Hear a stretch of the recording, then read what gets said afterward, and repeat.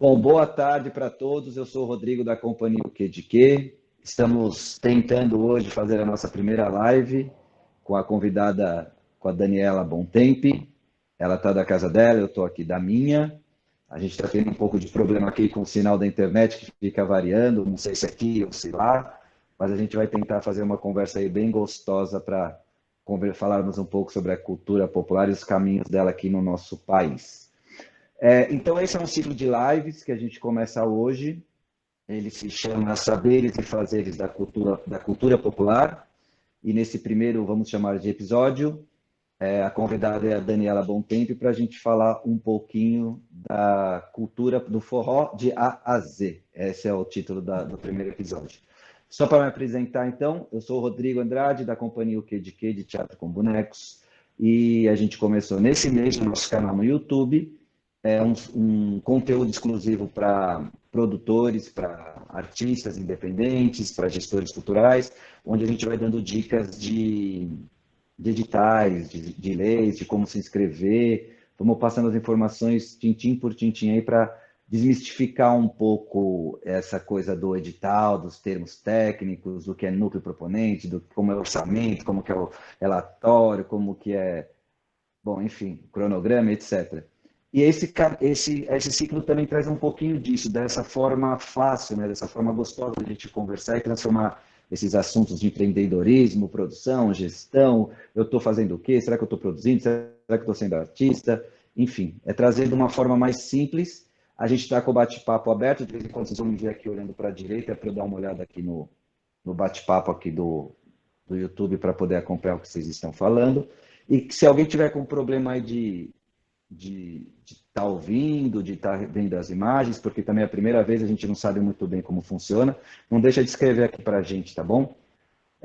Eu vou falar então aqui boa tarde para a Dani, para ela se apresentar, também falar um pouquinho dela. Boa tarde, Dani, bem-vinda, muito obrigado pelo aceite aí do convite, é um prazer tê-la aqui com a gente. Boa tarde, Rodrigo. Eu que agradeço o convite. Boa tarde, todo mundo que estiver assistindo aí a live. É muito bacana a iniciativa, né, de desvendar, né, esse mistério que as pessoas têm em relação à produção cultural, né? É, como a gente tentar trazer essa possibilidade de que as pessoas façam os seus trabalhos e se apropriem do fazer e da produção é um ganho muito grande, né? Acho que Com esse é certeza. olha lá, a Isabel chegando aqui na live. Recebemos mais uma convidada ilustre que não avisou, não me avisou que participaria, mas foi convidada mesmo assim. Olha, e falando aqui um A pouco, Dani né? está se apresentando aqui, Bel, tá bom? Boa tarde, Bel. Boa tarde, pessoal. Boa apresentação aí, Dani. Muito E obrigada. Rodrigo. Tá joia. A gente estava falando aqui sobre o quanto é importante essa iniciativa, né? Da gente criar caminhos de comunicação no qual as pessoas da cultura se apropriem desse conhecimento de produção cultural, né? O quanto é importante essa iniciativa e também vou falar um pouquinho dessa minha experiência, de como foi que eu cheguei aqui nesse trabalho da produção cultural em si. E essa trajetória que eu venho assim através da cultura popular, né? E fiquei muito lisonjeada com o convite do Rodrigo para poder trocar um pouco de experiência aqui com vocês, né? Já faz alguns anos que eu já venho da área da produção, de forma geral, venho do teatro, mas transito por outras áreas também, e pela própria necessidade, né, da gente se colocar dentro desse circuito, foi, assim, extremamente necessário trazer para mim esse conhecimento, porque eu também não tinha um conhecimento de como me colocar dentro dessa questão do empreendedorismo cultural, né? Como escrever projetos, como é, se promover artisticamente, né? Como sobreviver da arte. É um desafio muito grande, né? Considerando ainda a cultura popular. Então, eu vim para fazer essa troca aqui com vocês. Que legal. Ô, Bel, se apresenta também, porque eu convidei algumas pessoas do canal da O Que de Que também, alguns amigos. Acho que o José Geraldo Rocha está com a gente aqui também. Para também saberem que é um pouquinho você, né, que me instigou a fazer essa live, começar esse ciclo, para a gente debater cada vez mais, de forma mais simples, aí essa questão da cultura e ligado ao empreendedorismo, as pessoas que sobrevivem da arte, e ajudar um pouquinho para que elas consigam criar autonomia aí nesse, vamos chamar de mercado, né, nesse mundo da cultura. O quanto é importante para o artista realmente não entrar nesse lugar de comodismo. Sim. Por exemplo, às vezes a pessoa ela se acostuma a trabalhar num determinado modo e num determinado ponto aquilo deu certo. Vai passando, as demandas vão mudando, o público vai mudando e a própria estrutura mesmo de contratação também vai mudando. Então, é fundamental que o artista se qualifique para valorizar, inclusive, o trabalho dele, né?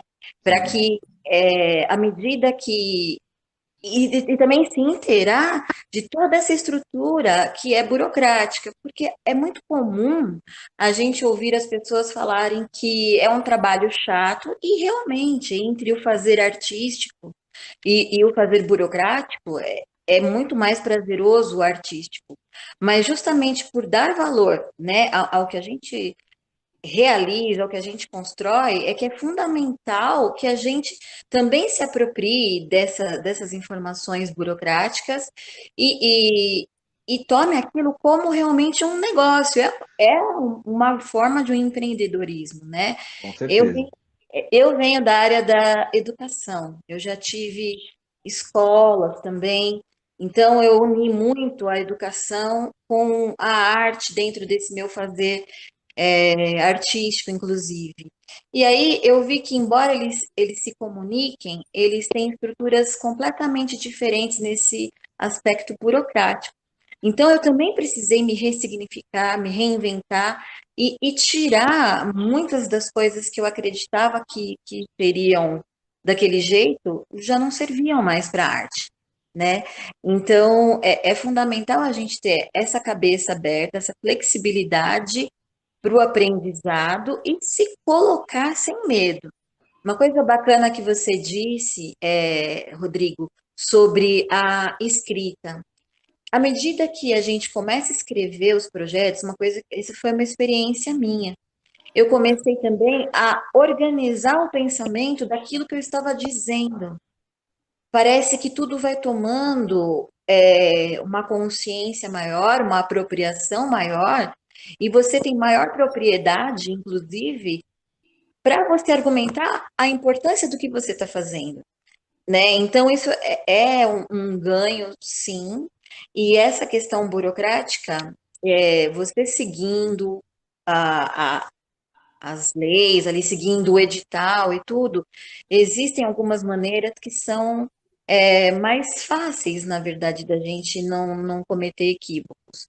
É que, às vezes, por ansiedade, a gente acaba colocando uma barreira, né? Acho que tem um caminho que a Isabel e eu também faço parte de estar lá na subcomissão de cultura da cidade brigando, que é pela desburocratização dessa contratação, porque tira muita gente como mestres da cultura popular que não tem o conhecimento tecnológico para essas inscrições.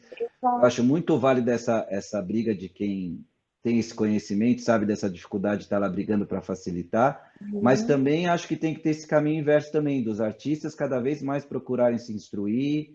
Esse, Infelizmente, a gente vive infelizmente ou felizmente, tem os dois lados, numa sociedade capitalista em que o empreendedorismo, né, que é essa palavra feia que assusta muita gente, mas que a empresa ela acaba representando de uma forma mais fácil os artistas nas contratações, nos editais. Então, acho que tem esses dois caminhos, de quem tem esse conhecimento, que são poucos, que estão lutando por uma desburocratização, e os que não, ainda não têm esse conhecimento de correr atrás, que eu acho que é muito mais bonita essa luta de correr atrás e de tentar desburocratizar, do que produtores que colhem aí 100, 50 artistas e descontam uma Sai porcentagem alta. importando, Exatamente. E aí o então, artista que faz toda a criação faz a apresentação, que é o maior produto da contratação, e acaba recebendo uma parte pequena do valor da contratação. exatamente, porque ele fica justamente refém, né, de uma situação que ele não domina.